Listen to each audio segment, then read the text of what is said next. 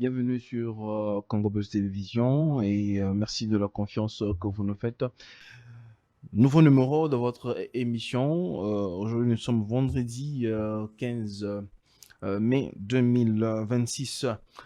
Nous parlons de l'Église et de la politique. L'Église peut-elle s'ingérer dans les affaires politiques? L'Église peut prendre-t-elle la place, la première place en cours dans des institutions de la République? L'Église a-t-elle un mot à dire en ce qui concerne les choses de l'État d'une certaine façon? Nous en parlons au cours de cette émission avec le prophète Onésime Daya, à qui je dis shalom et bienvenue, prophète. Shalom, frère Gilles, et merci pour l'invitation. Très bien, c'est comme je viens de le dire, parce que à la lumière de la parole, c'est une émission où nous parlons et nous disons que la vérité, rien que la vérité. Nous avons comme base que la Bible. Je parie que le prophète Onésime vous serez assez ouvert et puis véridique en ce qui concerne notre sujet du jour. Vous savez, la Bible dit qu'il soit maudit celui qui retient la vérité pour captif. Étant ministre de Dieu, je suis appelé à dire ce que les Écritures ont écrit, et ce qui a été écrit, voulais-je dire, dans les Écritures, et je reste dans ma mission en tant que ministre de Dieu.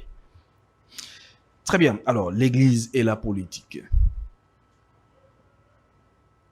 Parce qu'aujourd'hui, nous sommes en train de passer d'un moment un peu de turbulence, je vais dire ainsi. Nous voyons les pères, nous voyons des hommes des dieux, de plus en plus, depuis un certain temps, des hommes des dieux qui sont entrés dans la politique, qui exercent en politique d'une certaine façon.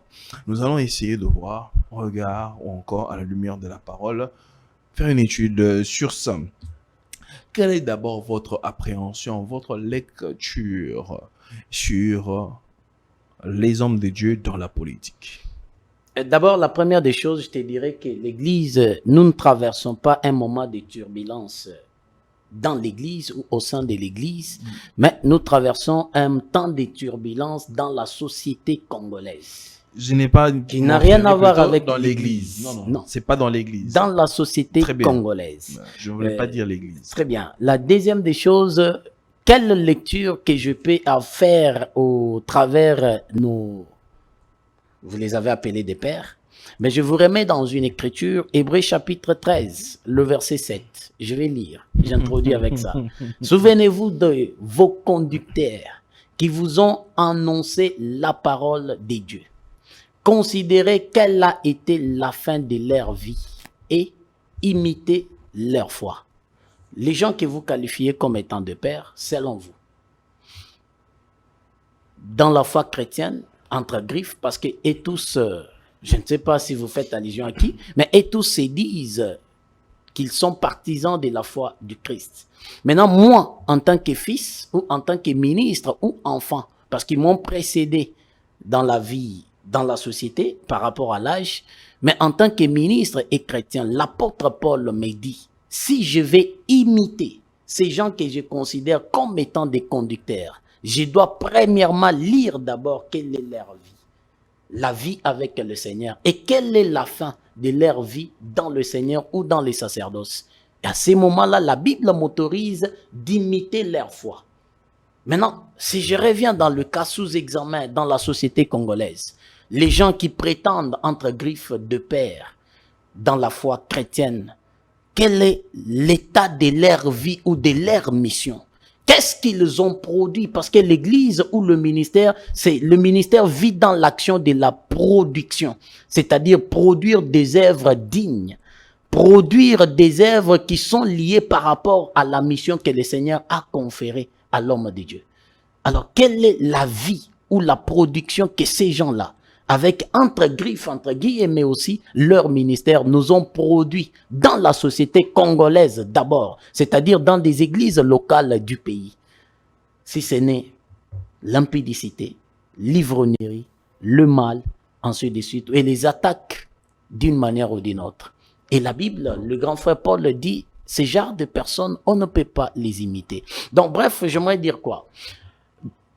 La lecture que je fais par rapport aux églises ou aux pères qui se trouvent dans des églises locales de la République démocratique du Congo, en tout cas, la lecture n'est pas...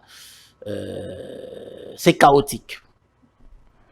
Je peux dire ça en bref, c'est chaotique. Je retiens mon souffle. Non, nous sommes en train de partager.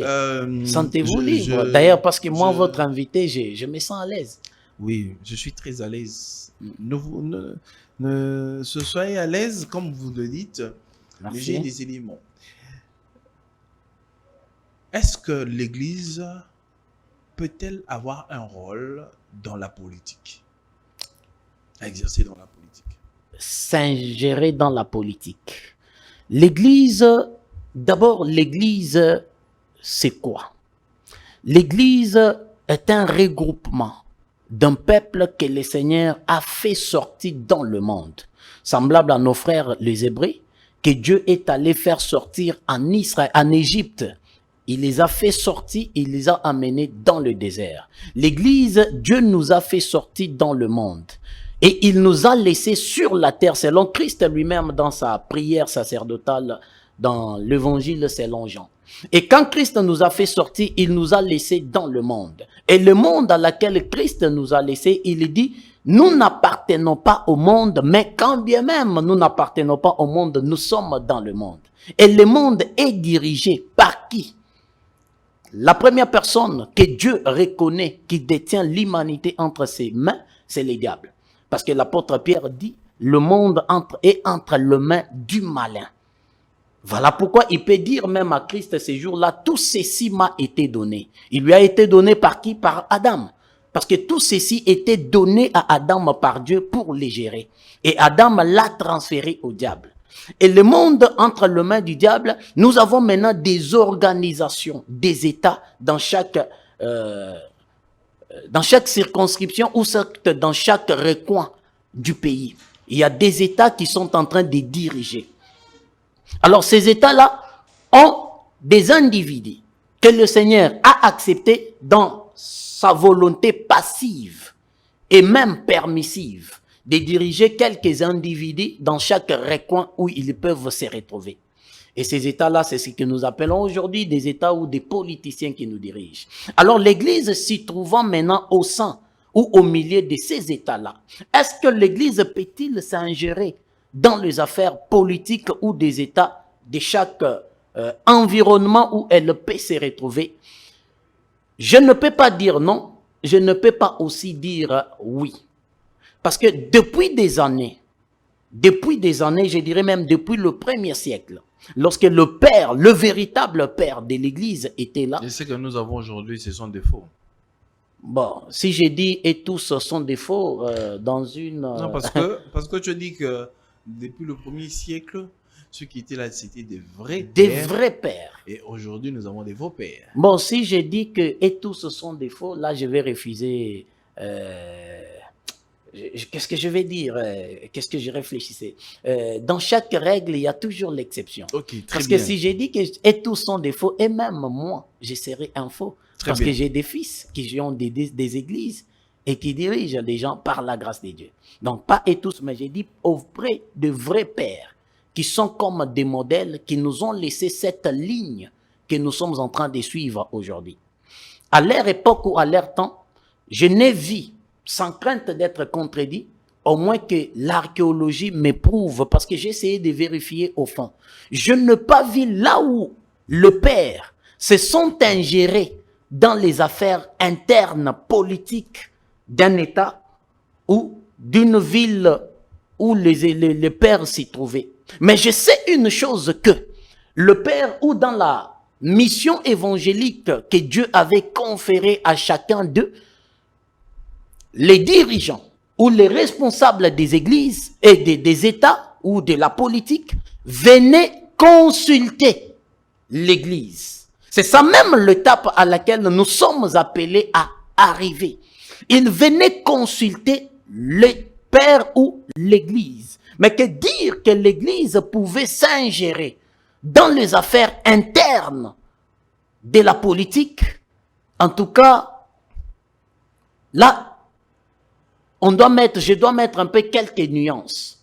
C'est-à-dire, l'Église peut s'ingérer dans les affaires internes politiques si la politique veut ou le politique veulent enflammer l'État avec leur gouvernance ou le pays. Là, l'Église étant une lampe dans la maison ou étant le sel du monde, dans cette circonscription où l'Église peut s'y trouver, l'Église, à ces moments-là, peut y mettre un point de vue dans ce que les politiques sont en train de faire pour sauvegarder la souveraineté de l'État et pour sauvegarder le salut du peuple qui s'y trouve dans cet environnement-là.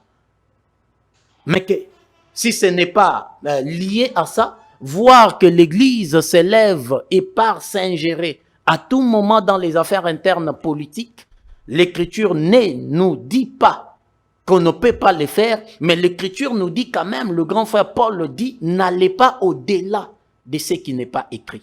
Très bien.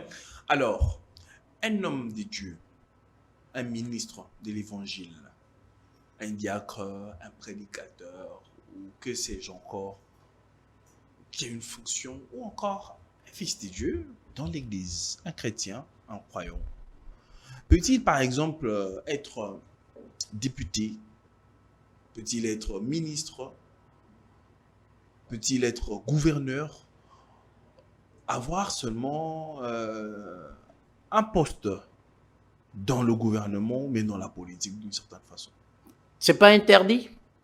C'est pas interdit. Pourquoi? Parce que je pars d'abord du point de vue biblique. Vous savez qu'un jour, Dieu a appelé Nebuchadnezzar son serviteur. Il a appelé le roi Cyrus son serviteur. Et la Bible reconnaît que les magistrats sont des serviteurs de Dieu.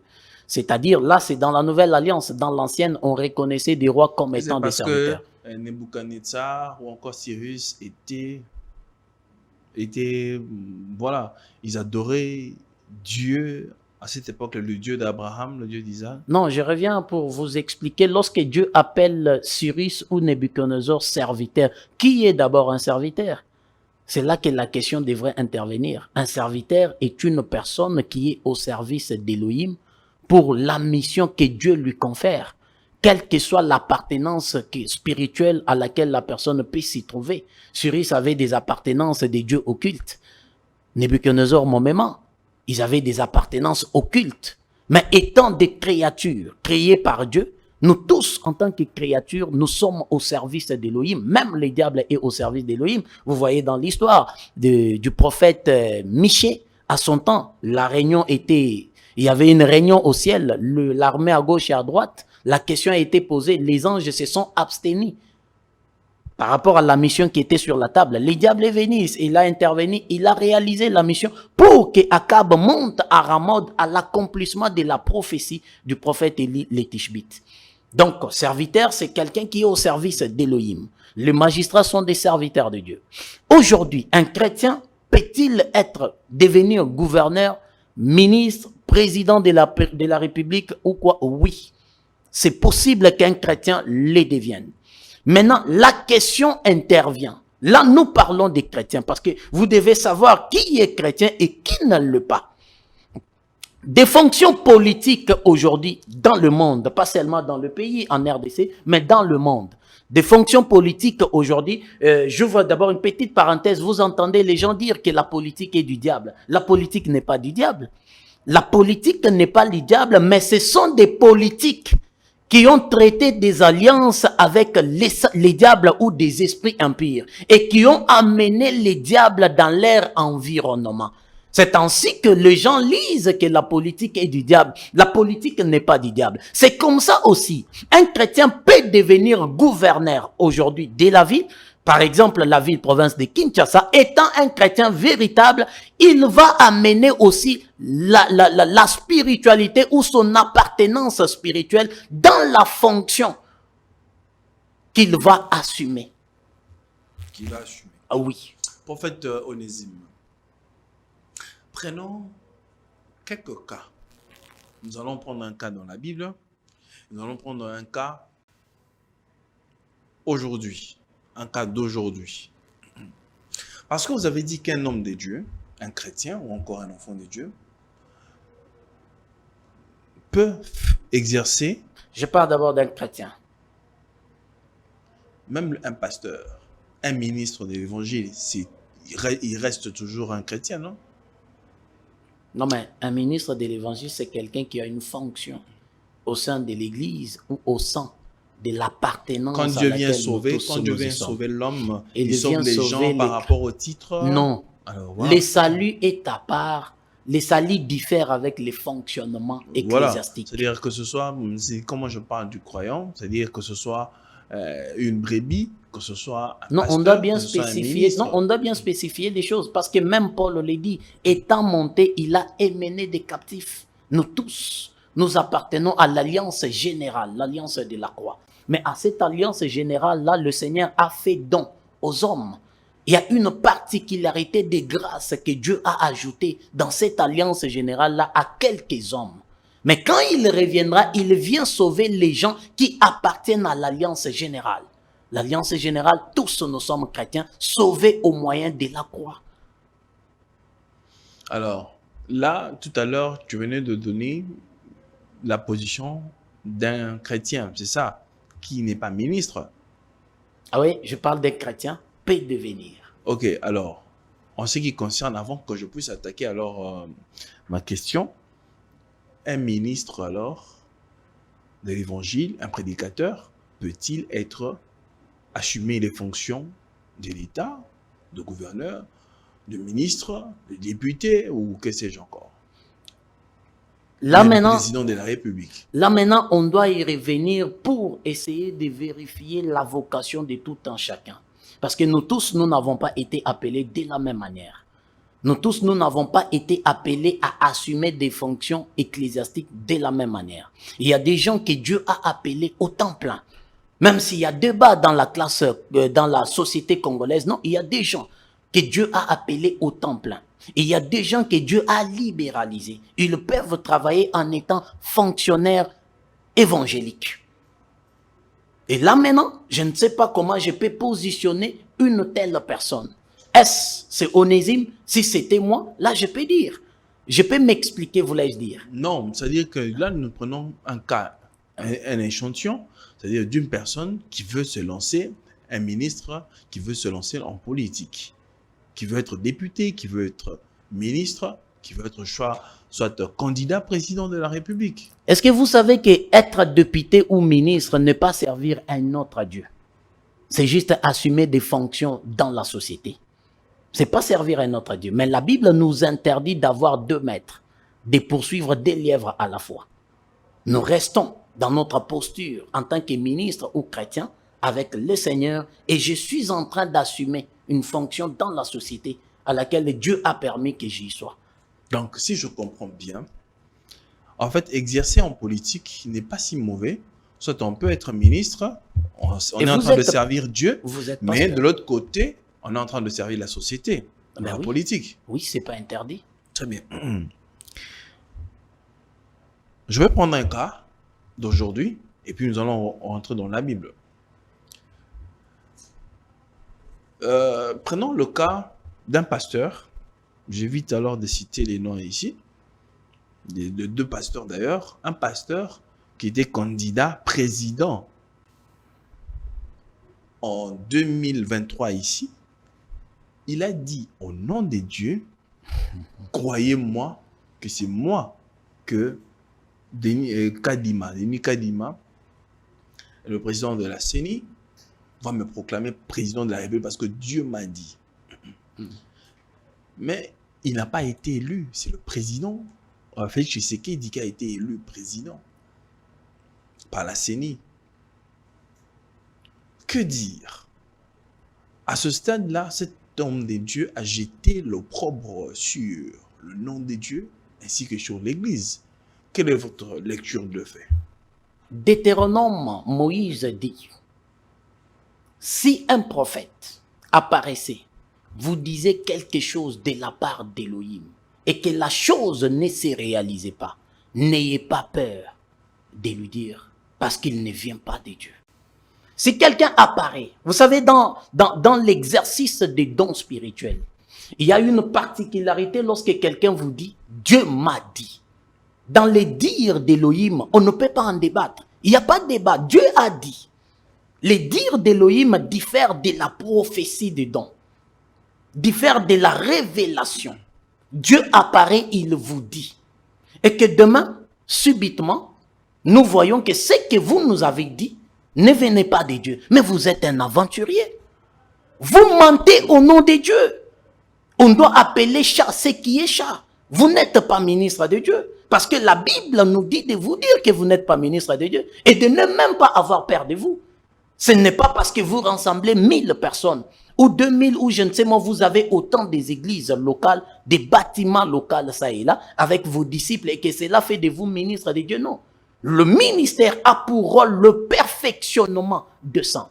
Malachie dit un jour, il explique au sacrificateur, il dit, la bouche d'un sacrificateur ne parle pas trop.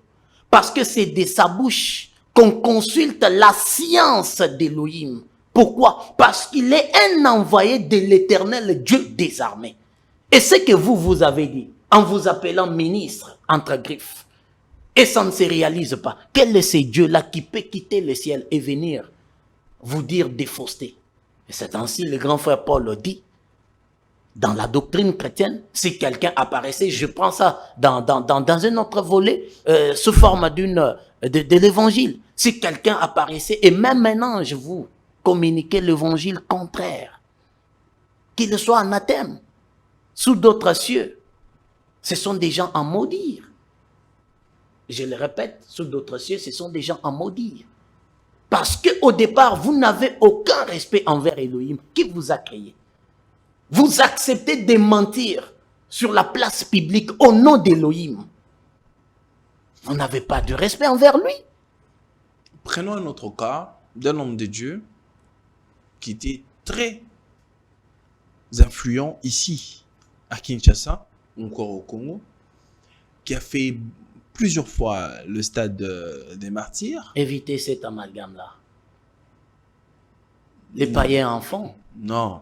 Non, mais écoutez. Non, on ne va pas faire la comparaison ici. Écoutez, on doit reconnaître les mérites. Écoutez, de ce que l'homme de Dieu a pu accomplir dans son ministère. Le mérite d'un homme de Dieu, on les reconnaît aux fruits spirituels que vous avez produits. Prophète Onésime. Non, mais on doit... Restons dans l'écriture. Permettez-moi, prophète vous Onésime. Paul a tenu pour la première fois sa campagne évangélique, 3000 âmes. Paul, dans tous ces passages, on nous parlait toujours, il y avait des femmes, des distinctions qui les suivaient. Vous n'allez pas remettre en cause ce que cet homme de Dieu-là a quand même fait. Je reconnais sur le plan physique, dans la société congolaise. Sur l'église du Christ au Congo, vous n'allez quand même pas refuter. Vous n'allez quand même pas jeter en pâture cet homme de Dieu-là, ce qu'il a pu faire pour l'église. Pour les âmes. Est-ce que est-ce que mes frères ont-ils la conscience sur la mission que Dieu a confiée à un homme qui doit se présenter et dire qu'il est ministre de Dieu? Prophète Onésime. Ça, c'est de la quinoiserie. Parce que tu as soutenu qu'un homme de Dieu pouvait aussi faire la politique. Je respecte cet homme de Dieu. On prend ce cas-là. Après que cet homme de Dieu a été élu député, je me rappelle quand il faisait sa campagne en 2000, vers les années 2005, pour les élections de 2006, et puis il a été élu député. Après, 2011, il a été encore réélu. Mais regardez sa vie, son ministère. Comment est-ce qu'il a basculé? Est-ce qu'on peut toujours continuer à lier ou bien à faire ce parallélisme-là, ou bien mixer et le ministère et les affaires de l'État? La première question que je ne suis pas appelé à vous poser des questions, je la pose et je réponds. La première question à se poser ou à se demander, est-ce que cet homme-là a-t-il le ministère? Je n'y crois pas. Pourquoi? Je me pose des questions ces derniers temps. Nous les voyons sous d'autres cieux. je profite à citer même les noms. Regardez cet homme de Béni-In, c'est un païen, un occultiste connu. Il s'était repenti il y a de cela des années, je crois en 2019, de l'occultisme et autres. Il continue. Regardez l'âge qu'il a aujourd'hui. Mais Béni-In est toujours à la taille. Béni, il était occultiste. Non, mais oui, c'est connu. Si vous voulez un débat ou un partage, invitez-moi, je serai là pour vous démontrer avec des preuves. Quel est... Il ne faut pas faire des affirmations sans soubassement. Je suis ministre de Dieu, je vous ai dit, ma bouche, elle est là pour communiquer la science d'Élohim. Je suis quand même un scientifique, je ne peux pas apparaître et vous dire ce qui n'est pas vrai, ou ce que je n'ai pas vérifié, ou ce dont je n'ai pas pris le temps d'étudier. Les Bénins ont aussi impacté le Congo par l'évangile.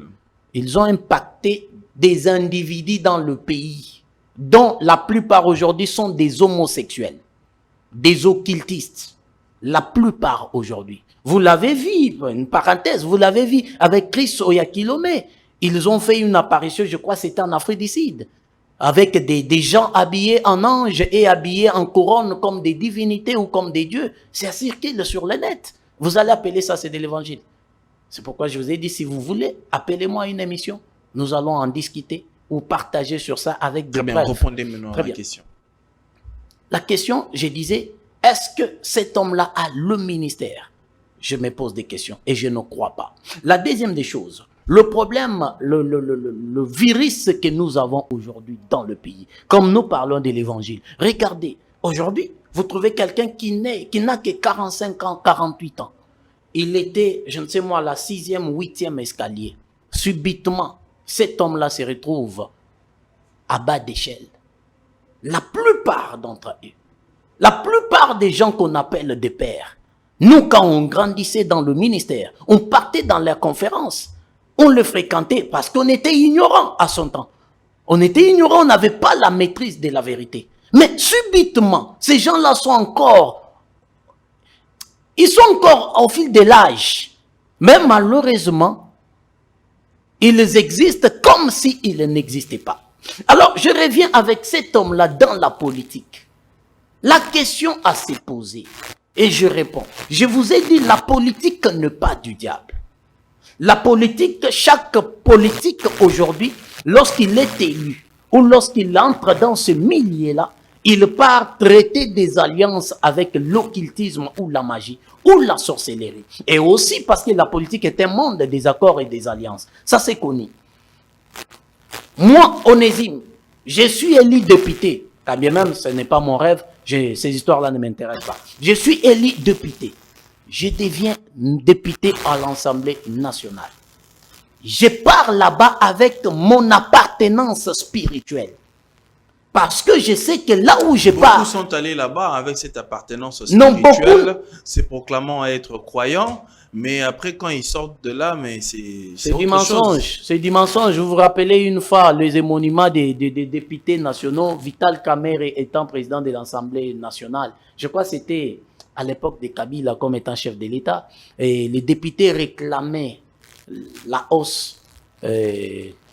Et même c'est entre griffes, pasteur, que vous disiez, Kamerhe l'avait dit, il s'est levé un tout petit peu, je vois l'image. Il dit, même vous, pasteur. Et puis, pour dire en lingala, c'est ça le député, c'est ça le pasteur. Beaucoup marchent et circulent avec cette casquette-là. Je suis ministre, je suis pasteur, je suis chrétien. Mais au fond, il ne l'est pas. Mon frère Gilles, si vous voulez connaître un ministre de Dieu, très bien, fréquentez la personne là de près. Bon, je comprends tout simplement que, parce que la Bible nous interdit d'aller au-delà de la frontière, ou bien aller vers la frontière. N'estimez-vous pas, prophète Onésime, que la politique est une frontière, un terrain très glissant, que un enfant de Dieu ne peut pas mettre ses pieds, même si on est vacciné du Saint-Esprit. Vous ne savez pas que l'église aussi est un terrain très glissant. Vous savez ça? Prophète Onésime, non. Et non seulement l'église, le monde. Le monde. Vous savez, un jour, notre frère Moloto, paix à son âme, il dit, n'abordez jamais les lendemains sans Christ. Parce que le monde est un piège. La terre, la société congolaise est un terrain glissant. Entrer ou assumer des fonctions politiques n'est pas interdit ou n'est pas aller au-delà de ce qui est écrit. Prenons, parce que il y a une chose. Heureusement pour nous, la Bible nous a mis tout. Prenons le roi Akab. Le roi Akab en Israël, l'histoire qu'on peut retrouver dans Roi.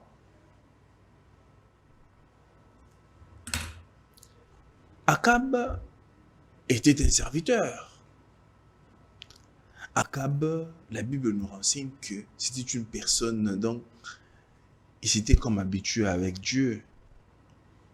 Akab, c'est comme si, quand il demandait comme ça, Dieu donnait. Quand il faisait comme ça, Dieu. Non, mais vous n'avez pas cette écriture-là quand même. Ça, c'est moi qui ai dit. Les fils de Omri, non, mais c'est pas comme ça. Akab, dès son départ, son père a commis beaucoup d'erreurs. Ça, c'est moi qui dis. C'est-à-dire que Akab s'était habitué à Dieu. Akab s'était habitué à Dieu. Je vous écoute. Mais Akab est allé prendre Jézabel. La royauté l'a mené à prendre la Jézabel comme femme, une femme cruelle, une femme méchante. Et qu'il a été le sort d'Akab. Et Dieu l'a mis de côté. Estimez-vous vraiment que la politique est une place idéale pour le chrétien? Parce que déjà, la fonction en tant que pasteur est une fonction assez lourde. Je ne suis pas pasteur, mais je sens ce poids-là sur moi. Je ne sais pas pourquoi, mais je sens ce poids-là sur moi d'être ministre de l'évangile. Moi, je dirais que c'est d'ailleurs la fonction la plus difficile que plus que même la fonction président de la République. Comment on peut mixer cette fonction-là et la fonction de l'État et rester indemne? C'est comme quelqu'un qui va, par exemple, dans une boîte de nuit, qui voit des femmes danser nues, et puis il se dit, non, je vais sortir là indemne, et puis je vais sortir là vivant. Estimez-vous vraiment que ces deux fonctions-là sont compatibles, prophète Onésime? Je vais essayer un peu de ramasser ce que vous venez de soulever. D'abord sur la question de, je dirais pas notre frère, mais du roi Akab. Vous savez, Akab est allé se marier avec une femme étrangère. Je crois qu'elle était des Édom, si je ne me trompe pas, Jézabel. Or, selon la loi mosaïque, le précepte israélien interdisait que les Juifs ou les Hébreux ne peuvent pas contrarier un mariage avec des étrangers. Cela a créé la chute d'Akab. Cela même a créé la chute ou le partage des deux royaumes entre le nord et le sud, à cause de Salomon avec ses femmes étrangères. Donc, ne prenez pas Jézabel sous l'angle de la politique, non. Non. Parce que le mariage avec... C'est l'ivresse du lait d'Akab. D'exercer son pouvoir, il est allé outre. Et puis, qu'est-ce qui s'est passé? C'est-à-dire que le pouvoir a poussé Akab à aller prendre une femme païenne. C'est la même chose qui se répète. Aujourd'hui, nous avons des pasteurs qui ont divorcé plusieurs fois avec leurs femmes. Est-ce que vous estimez que si ces pasteurs-là restaient là, sur la chair, dans les fonctions en tant que ministre de l'évangile, ils divorceraient de leurs femmes? Ils se comporteraient comme ils se comportent aujourd'hui? Non, mais écoutez, frère Gilles. D'abord, je répète en vous disant que Akab était hébreu. Deuxièmement, je vous dis que le grand frère Paul dit, ce ne sont pas tous ceux-là qui descendent à Jérusalem qui sont israéliens. Ces gens que vous appelez pasteurs, ce ne sont pas ceux-là qui se trouvent au sein des églises locales qui sont ministres de Dieu, non. Mais Akab était juif, hébreu. La politique ou des fonctions politiques, ce sont des fonctions dans la société. Dans la société. Paul a exercé le service à, je ne sais pas, où il nous a parlé seulement à Corinthe, mais il ne nous a pas parlé à un autre endroit. Il faisait des nattes avec notre sœur, je crois, Priscille, si je ne me trompe pas. Il faisait des nattes. c'est aussi faire quelque chose dans la société. Le problème intervient où? Pourquoi c'est compliqué aujourd'hui? Une chose aussi, ne mettez pas ou n'isolez pas l'Église face à d'autres fonctions dans la société. Non, n'isolez pas les chrétiens. Voilà pourquoi les chrétiens sont des pauvres sur la terre. Nous attendons le royaume des cieux, c'est ça notre promesse. Mais Jésus avait dit, ici-bas, vous aurez au centuple. Au centuple, là, vous les aurez comment? C'est en travaillant, parce que Dieu bénit l'œuvre. Et pour travailler, il faut seulement aller en politique. Non, mais tout, ce qui est mauvais pour nous, chrétiens, c'est d'associer une autre divinité ou d'aller au-delà de ce que Dieu a déjà placé comme étant une frontière, c'est-à-dire de commettre le mal. Mais si je dois assumer une fonction qui ne m'amène pas dans le mal, qui ne m'amène pas à devenir idolâtre, mais où est le péché? Ne voyez pas les diables partout. N'isolez pas l'église. L'église a été isolée il y a de cela de siècles. Vous parlez des choses que peut-être vous n'avez pas expérimentées. Prenons le cas, nous allons évoquer le pasteur Moïse Mbiye. Je vais me permettre. Je vais vous dire une chose en passant. En 2018, j'étais candidat aux élections. Si vous ne le savez pas, je vous Mais parce que tu étais candidat malheureux.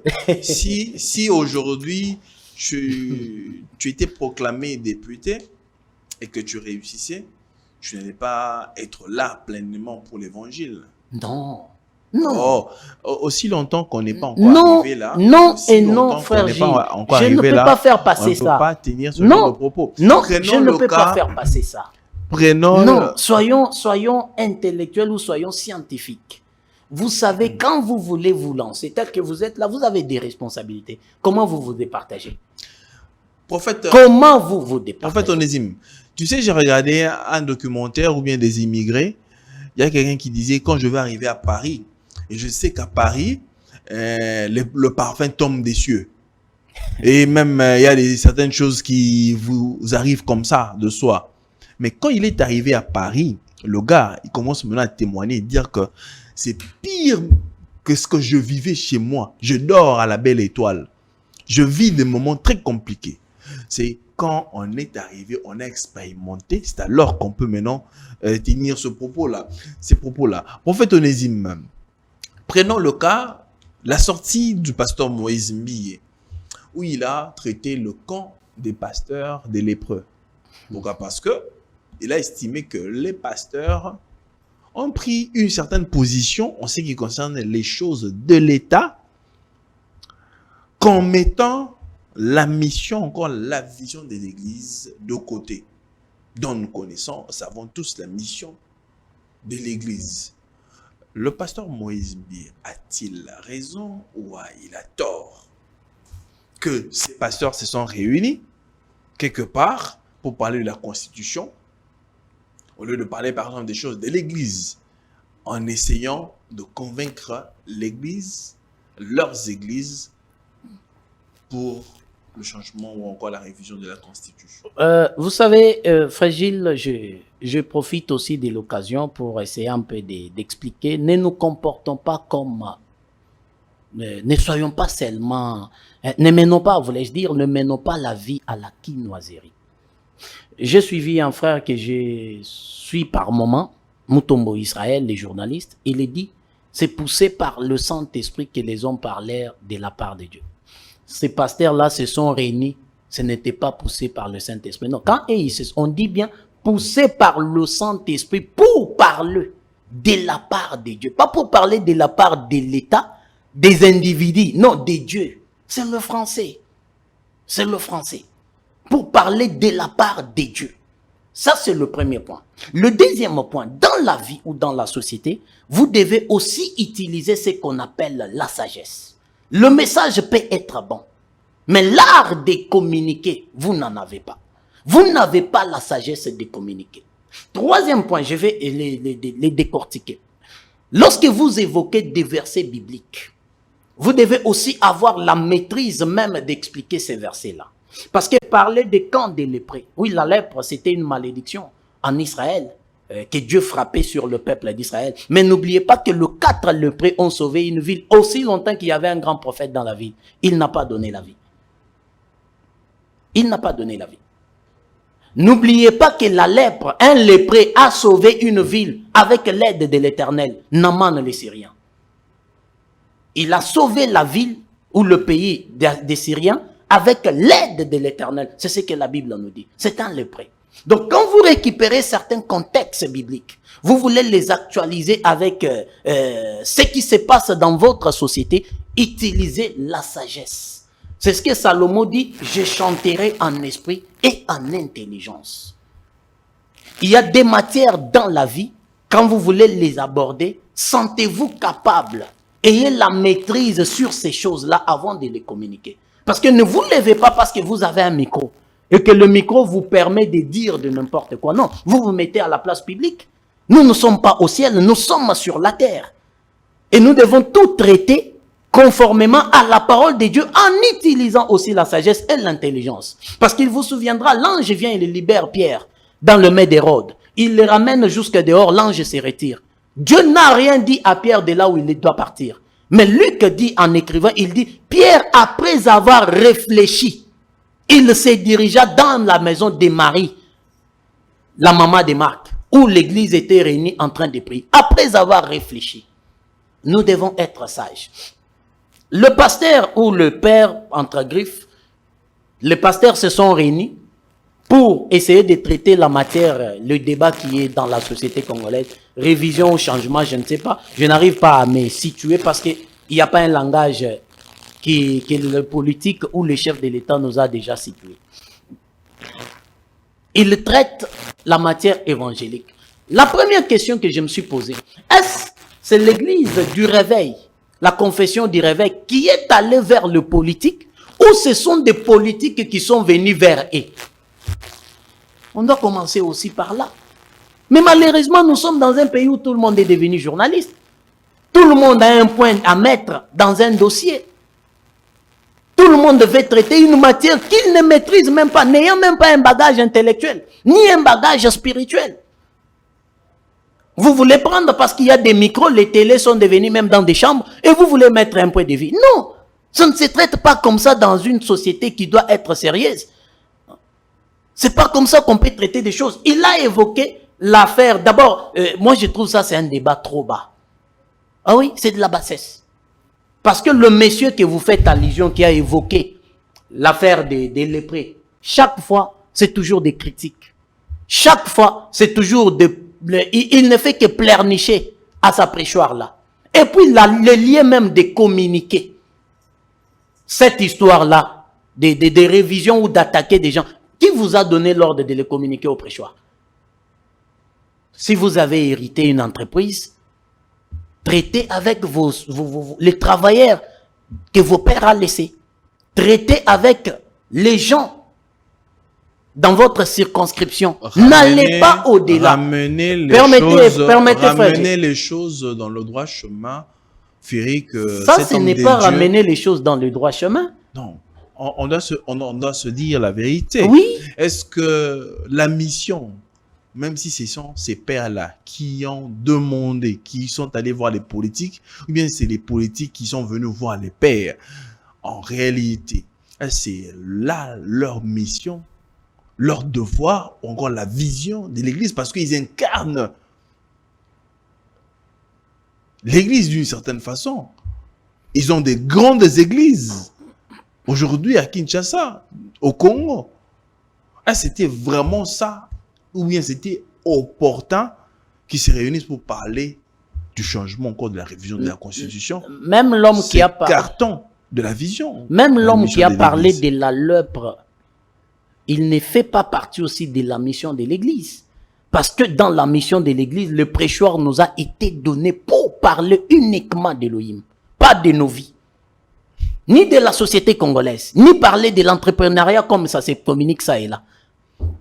Uniquement d'Élohim. Même lui, il est à la contre. Et puis une chose aussi, c'est parce que nous sommes dans une société où la honte a déjà, je ne sais moi, l'homme de Dieu n'a fait que décrier les faits qui se font dans l'église. Je vous ai donné. Comment est-ce que les hommes de Dieu sortent de la parole de Dieu pour aller dans les choses des hommes? Voilà, dans des choses éternes qui n'ont rien à voir avec la parole de Dieu. Qui vous a dit et quelle écriture, quel soubassement biblique vous autorise ou nous autorise, nous, l'église, que si le pays est en plein feu, l'église ne peut pas y mettre un point de vue? C'est pas interdit. Ce n'est pas interdit, ni par Dieu, ni par les apôtres. C'est pas interdit. Bon, si ce n'est On pas peut interdit, y mettre un point de vue. Donnez-nous des cas de la Bible où, quand il y a péril dans la demeure, un homme de Dieu qui a pris la parole, vous voyez, nous devons faire ça, nous devons faire ça, nous devons faire ça. Dans l'ancienne alliance, s'il faut prier, moi je suis pas contre prier pour la nation. Ok, moi je suis pas contre. Mais donner des avis parce que on interdit à l'Église catholique de s'ingérer dans les affaires de la politique pour dire que l'Église est apolitique. Mais comment, vous qui interdisez l'Église catholique... Non, pas nous. Hey. Comprenez mon langage. Ok. Quand vous interdisez l'Église catholique de s'ingérer dans les affaires de l'État, mais vous-même, l'Église de réveil, vous voulez remplacer l'Église.